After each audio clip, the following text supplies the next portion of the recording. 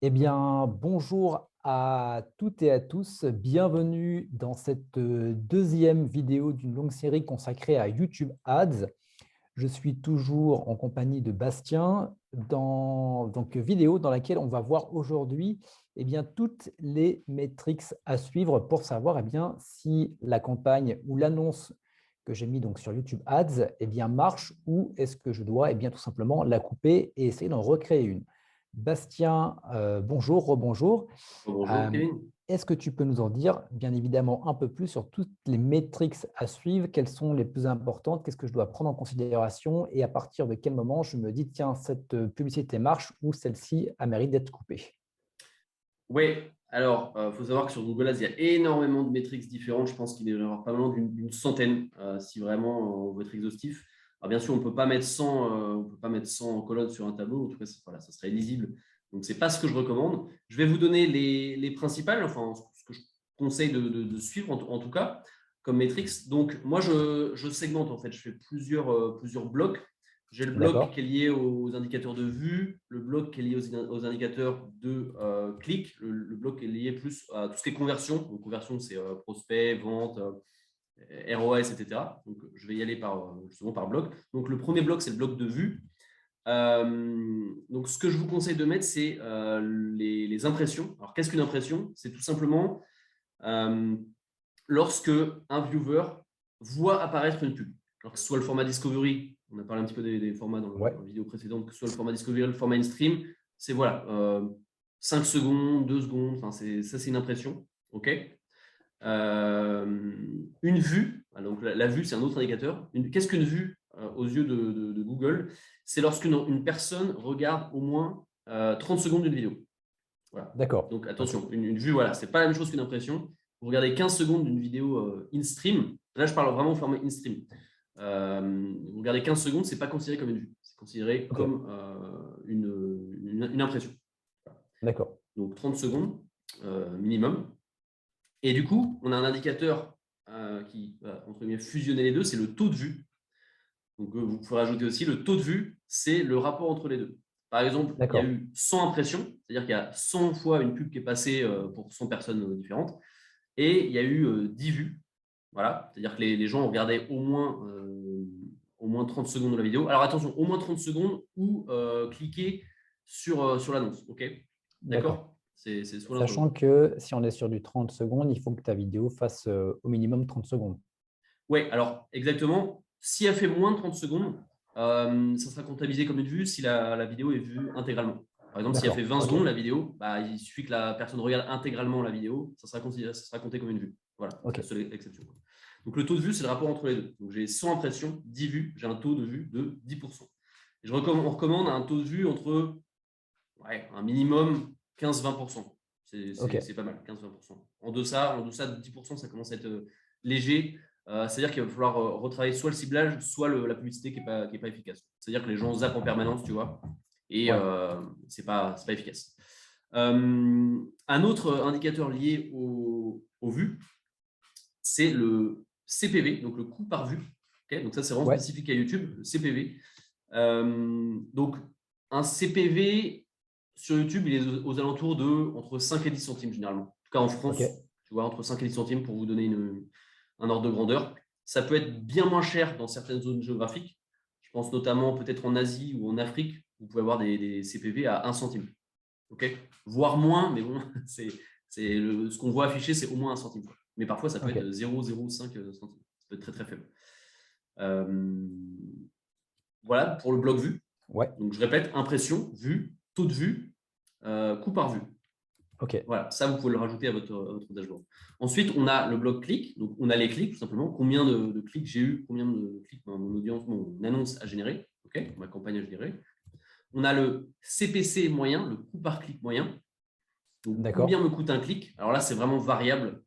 Euh, c'est souvent aux alentours de entre 50 centimes et 50 centimes et 1 euro. Mais encore une fois, c'est voilà, pour ordre de OK. grandeur, mais ça reste assez variable. On a le CTR. Alors, le CTR, c'est le click-through rate en anglais, le taux de clic. OK. Quelle est la fréquence, quel pourcentage de clics par rapport au nombre de personnes qui voient ma pub? OK. Ouais. Le CTR. Donc là, en CTR, je recommande au moins 1%. OK. C'est-à-dire sur 100 personnes qui voient la pub, il y en a une qui clique. Donc pour moi, c'est un minimum. Il faut essayer d'atteindre ce palier-là. Je crois que c'est tout pour le bloc clic. On peut ajouter l'indicateur CPM. Alors CPM, c'est coût par 1000. Ouais. Coût par 1000 impressions. C'est-à-dire combien me coûte le fait que 1000 personnes voient ma pub. Combien ça me coûte. OK. Donc ça, sur YouTube, on est souvent aux alentours de entre 10 et 15 euros. Okay. Ouais. Et ça, c'est un bon indicateur de la concurrence. C'est-à-dire si on voit les CPM augmenter, c'est souvent lié à la concurrence. Donc, plus il y a de concurrence, en général, plus le CPM est élevé. Voilà. OK. Une question que je me posais justement par rapport à la première vidéo où on disait qu'au départ, le temps d'apprentissage de ta publicité, les résultats peuvent être entre guillemets catastrophiques, entre guillemets. Ouais. Est-ce que tu vas te dire, je laisse dans tous les cas une semaine, peu importe les résultats, et je commence à faire le décompte de vraiment quelles pubs peuvent être intéressantes après une semaine? Où il y a vraiment des trucs qui vont te dire, ouais, cette pub, même si je la laisse encore pendant quelques jours, je suis sûr que dans tous les cas, ça ne fera rien. Alors, il va plutôt falloir suivre. Ça, c'est des indicateurs un peu, comment dire, un peu généralistes qu'il est intéressant de suivre sur le long terme, on va dire. Ouais. Et sur le court terme, quand on commence, ce qu'on va suivre, c'est bien sûr notre coût par prospect. Et donc là, j'y viens au fameux bloc conversion, bloc entre guillemets. Hein. Donc, le bloc conversion, c'est quoi? C'est combien j'ai généré de prospects, pour quel coût, surtout quel coût, parce que c'est ça, le nombre de prospects en soi, on s'en fiche, c'est informatique. Ouais, exactement. Ouais. Coût par webinaire, coût par prospect, coût par formulaire complété, etc. Ça, c'est plus important que le nombre, tu vois. C'est vraiment, est-ce que ça me coûte 5 euros, est-ce que ça me coûte 15 euros? Et ça, tu vas vraiment pouvoir, alors j'allais dire scaler, mais non, c'est faux parce que c'est pas ça qui te permet de scaler. C'est justement l'étape d'après, tout ce qui est le suivi des ventes. Alors ça, c'est plus délicat en général, ça devient de plus en plus compliqué avec le tracking. Du coup, on en reparlera dans la vidéo. Ouais, et pour le coût par acquisition, on va être sur une valeur minimum au maximum de combien? Ça va dépendre, j'imagine, de la thématique, ça va dépendre de Alors, pas mal ça de dépend choses. de beaucoup de choses et c'est difficile de se prononcer sur un. Ça dépend quelle est ta rentabilité finale, tu vois, ça dépend combien tu. Ça dépend ce qu'est une acquisition. Enfin, tu vois, ça peut être Ouais, ça dépend un le prix lead. du produit derrière que tu vas avoir derrière. C'est-à-dire que tu peux payer ton lead plus cher si dans tous les cas, tu as un coaching à 2 000 euros. Oui. Par contre, si tu as un PDF à 17 euros, ça va être plus délicat. Effectivement. Là, il va falloir que tu aies des coûts par lead ultra bas, sinon tu ne seras pas rentable. Après, il faut envisager une stratégie d'upsell, hein, bien sûr, pas se contenter d'un produit unique. Hein. Vraiment, c'est juste le début, en fait, c'est juste le front de la publicité. Il faut voir tout ce qu'il y a derrière. Hein. Je reviens à ce que je disais, il faut être vraiment holistique. Ouais, d'avoir un bon tunnel de vente qui est très optimisé avec, comme tu dis, des upsells, des order bumps et tout ce qu'il faut. Ouais, et puis après, pourquoi pas l'emailing qui t'envoie vers de nouveaux tunnels plus tard. Ouais, c'est-à-dire que tu ne fais pas la vente peut-être tout de suite, mais peut-être que la personne va acheter dans 2-3 mois derrière sur un autre produit que tu vas sortir. Donc finalement, sur du long terme, ton prospect, tu seras rentable sur le long terme. Exactement, ouais. Ne pas voir que en front, vraiment voir la LTV, ce qu'on appelle la LTV, la lifetime value d'un client. Ça ne se fait pas que le jour J. Ça peut durer 6 mois après. Hein. Vous pouvez vendre des produits de plus en plus haut de gamme. Donc voilà, très important. Donc le bloc conversion, donc coût par conversion. Alors, dans Google Ads, on peut définir ce qu'est une conversion. Donc un lead, un prospect, un appel aussi. Tu vois, un appel, ça n'aura pas le même coût qu'un lead classique parce que c'est beaucoup plus contraignant de réserver un appel pour un prospect. Donc, tu as les leads un peu, les leads classiques, c'est-à-dire juste l'adresse email, tu vois, il n'y a presque pas de contrainte. Par contre, réserver un appel, tu n'en auras pas pour 5 euros, tu vois. Là, il va falloir aller peut-être à 40, 50, parfois 100 euros, parfois 200 euros. Ouais. J'ai des coûts par appel sur des clients qui sont à 150, 200 euros, tu vois. Mais après, ils vendent des coachings à 4 000 euros, tu vois. Donc, il suffit qu'ils aient des bons closers, des bons commerciaux au téléphone et qu'ils aient un bon taux de closing, ils s'y retrouvent largement. Quoi. Et ce n'est pas un problème d'obtenir des calls à 150, 200 euros. Tu vois, une fois que tu as calculé ton nombre de ventes par prospect, après, c'est de la statistique, quoi, finalement. Oui, c'est vraiment du calcul, c'est de la planification, de la prévision. Et bien sûr, pour terminer, le fameux ROAS. Donc, le ROAS, c'est Return on Ad Spend. C'est la rentabilité, tout simplement. Je vous donne un exemple. Alors, la formule, c'est le chiffre d'affaires divisé par le coût, la pub, tout simplement. Donc, j'ai dépensé 500 euros. J'ai obtenu grâce à ces 500 euros 1000 euros de vente. Bah, je fais le rapport entre les deux. 1000 divisé par 500, 2. Donc, j'ai un ROS de 2. x2. J'ai fait x2 en termes de rentabilité. Attention, rentabilité juste sur la pub, juste sur le coût de la pub. Après, vous pouvez avoir d'autres charges à intégrer, bien sûr. Il faut être encore une fois holistique. Donc, le ROS, c'est important. Et une métrique qui est fondamentale et que beaucoup de gens oublient, c'est la marge, tout simplement. La marge, c'est tout simplement ce que vous dégagez, quoi. Ce que vous dégagez comme en termes de chiffres, quoi, en termes de pognon, quoi. Ouais. Donc là, on est avant tout là. Si tu fais de la publicité, c'est quand même pour gagner de l'argent derrière. Donc, si tu n'as pas de marge, c'est dommage, quoi. Exactement, exactement. Parce que les gens ont tendance à regarder que le ROS, c'est important. Mais ce qui est le plus important au final, c'est la marge, quoi. Parce que tu vois, imagine, tu investis 10 euros et tu gagnes 100 euros. Tu te dis, waouh, ROS 10, c'est trop bien, quoi. J'ai fait x10.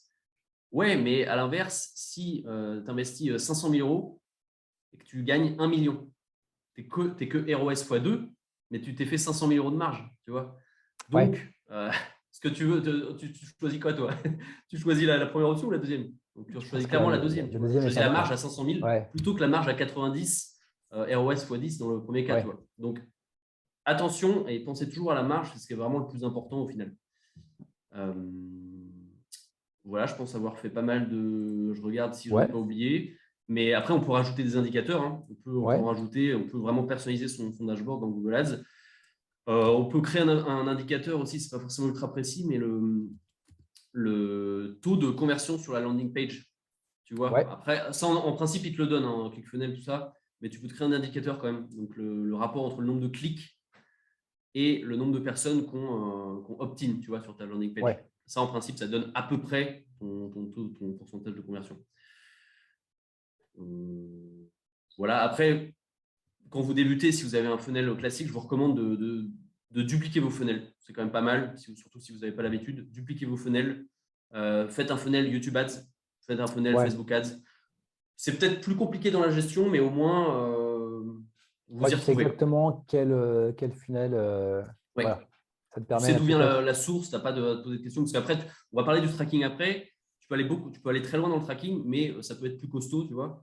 Et quand tu débutes dans la pub et que tu n'en as jamais fait, il faut y aller au plus simple. Quoi. On ne te demande pas d'avoir le système le plus optimisé. Il faut juste que ça fonctionne et voilà. Ok. On peut juste éventuellement rappeler les différentes colonnes. Donc, tu as la colonne, tout ce qui va être visionnage, c'est ça? Ouais, tout ce qui est lié aux vues. Tout ce qui est lié aux vues. Donc, impression, vue, taux de vue, coût par vue. Je crois que c'est tout. Et ensuite, il y a le bloc qui est lié au clic. Ah, ça c'est personnel. Hein. Tu vois, c'est comme ça que je construis mon dashboard, mais chacun est libre de faire comme il veut. Ensuite, la colonne liée le bloc lié au clic. Donc, on a le nombre de clics. On a le taux de clic. On a le coût moyen par clic. Et le taux de clic, je l'ai dit, je crois déjà. Je ne sais plus. Ouais, tu l'as dit, taux de clic. Taux de clic, le clic, voilà, c'est tout. Et le CPM aussi, qui est important. Le CPM, le coût par 1000, combien vous coûte le fait de diffuser 1000 fois votre pub. Et ensuite, le bloc conversion. Donc là, conversion, donc lead, coût par lead, ça peut être coût par webinaire, hein, coût par appel, nombre d'appels, etc. Et bien sûr, nombre de ventes, coût par vente, ROS, donc le rapport entre le chiffre d'affaires généré par la pub et le coût de la pub, et la marge. Là déjà, c'est costaud. Vous avez un bon dashboard, pas trop compliqué, mais qui fait le taf. Voilà. On ne cherche pas à avoir 50 indicateurs. Ils sont là que le. C'est pas pertinent. Voilà. Parfait. Eh bien, écoute, je pense que celles et ceux qui nous écoutent ont pris des notes. Et quant à nous, on va se retrouver pour la prochaine vidéo dans laquelle on va parler essentiellement de tracking. Je te remercie, Bastien, pour cette deuxième vidéo et on se retrouve dans la troisième pour parler plus précisément du tracking. À bientôt. Ciao. Bye bye.